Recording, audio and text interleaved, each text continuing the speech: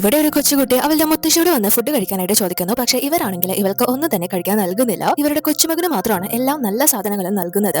പക്ഷേ ഇവളുടെ പാരന്റ്സ് ആണെങ്കിൽ പുറത്ത് ജോലിക്ക് പോയി ഇവളെ നോക്കാൻ വേണ്ടി വലിയൊരു തുക മാസം ഇവർക്ക് അയച്ചു കൊടുക്കാറുണ്ട്.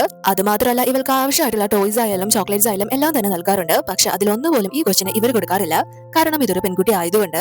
സോ ഈ ഒരു കൊച്ചാണെങ്കിൽ ആകെ നിവർത്തി കിട്ട് ഈ ഒരു മുത്തശ്ശിയുടെ കണ്ണു വെട്ടിച്ച് അവരുടെ ഫോൺ എടുത്ത് ഇവളുടെ അവസ്ഥകളെല്ലാം തന്നെ ഇവളുടെ പാരന്റ്സിനെ വിളിച്ച് അറിയിക്കാനായിട്ട് അവരെ വിളിക്കുന്നു. എന്നാൽ അത് ഇവർ കറക്റ്റ് ആയിട്ട് തന്നെ പിടികൂടാണ്. അതുകൊണ്ട് തന്നെ ഇവർ ഫോൺ വാങ്ങിച്ചിട്ട് അവർക്ക് സംശയമൊന്നും തോന്നാത്ത വിധം കാര്യങ്ങൾ പറയുന്നു. പക്ഷേ ഇവൾ ആ കാര്യങ്ങളൊക്കെ അവരോട് പറഞ്ഞു കൊടുക്കാൻ പോയത് കൊണ്ട് തന്നെ അതിന്റെ ശിക്ഷയായിട്ട് ഇപ്പൊ രാത്രി ഫുള്ള് പേരും മഴയത്ത് ഇതിനെ പുറത്താക്കി വാതിലടക്കാണ്. അതുകൊണ്ട് തന്നെ ഒന്നും കഴിക്കാതെ മഴയൊക്കെ നനഞ്ഞ് ഫുള്ള് പോയി ഈ കൊച്ചിന് പനിയായിരിക്കാണ്. അപ്പൊ ഇതിന്റെ അങ്കിള് ഈ ഒരു കുട്ടി ഹോസ്പിറ്റലിലേക്ക് കൊണ്ടുപോകാനായിട്ട് ഇവരോട് പറയുന്നു. എന്നാൽ ഈ കിളവിയാണെങ്കിൽ സമ്മതിക്കുന്നില്ല.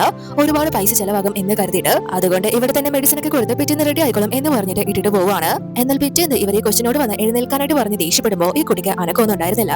കാരണം ആ കൊച്ച് അപ്പോഴേക്കും മരിച്ചിട്ടുണ്ടായിരുന്നു. പക്ഷേ ഇവരാണെങ്കിൽ അവിടെയും ഇവരുടെ മകനെ നിർബന്ധിച്ച് ഈ കൊച്ചിന്റെ ബോഡി ആരും കാണാതെ മറവ് ചെയ്യാനായിട്ട് പറയുന്നു. എന്നാൽ അതേ സമയം തന്നെയാണ് ഇവർ രണ്ടുപേരും മകളെ കാണാൻ വേണ്ടി വീട്ടിലേക്ക് എത്തുന്നത്. കുട്ടിയെ അവിടെ നിന്നും കാണാത്തത് കൊണ്ട് തന്നെ ഇവർ അന്വേഷിക്കുമ്പോൾ ഇവർ പറയുന്നത് അവള് കളിക്കാൻ പോയി എന്നാണ്. എന്നാൽ ഇവർ ഒരുപാട് വെയിറ്റ് ചെയ്തിട്ടും കുട്ടി അങ്ങോട്ടേക്ക് വരുന്നുണ്ടായിരുന്നില്ല. സോ ഇവരായിട്ട് തന്നെ അന്വേഷിച്ച് പോകാൻ ഇറങ്ങുമ്പോൾ അമ്മയാണെങ്കിൽ സമ്മതിക്കുന്നില്ല. അവളുടെ റൂമിൽ തന്നെ ഇരുന്നാൽ മതി, അവള് വന്നോളും എന്ന് പറയുന്നു. സോ ഇവരും ഇവരുടെ മകളുടെ റൂമിലേക്ക് വരുന്ന സമയത്ത് അവിടെ മകളുടേതെന്ന് പറയാനായിട്ട് ഒരു ഐറ്റംസ് പോലും ഉണ്ടായിരുന്നില്ല. പക്ഷെ അവളുടെ ഒരു ഡയറി ഇവർക്ക് കിട്ടുകയാണ്. അതിലാണെങ്കിൽ ആ കൊച്ച് അനുഭവിച്ച എല്ലാ കഷ്ടപ്പാടുകളും പട്ടിണി കിട്ടതും എല്ലാം തന്നെ എഴുതി വെച്ചിട്ടുണ്ട്. അതെല്ലാം കണ്ട് ഇവര് വളരെയധികം ഷോക്കായി പോവാണ്. സോ കാര്യങ്ങൾ പന്തിയല്ല എന്ന് മനസ്സിലാക്കി ഇവർ തന്നെ കുട്ടിയെ അന്വേഷിച്ച് ഇറങ്ങുമ്പോൾ അവസാനം ഇവർക്ക് കിട്ടുന്നത് ആ ഒരു കുട്ടിയുടെ ബോഡിയാണ്.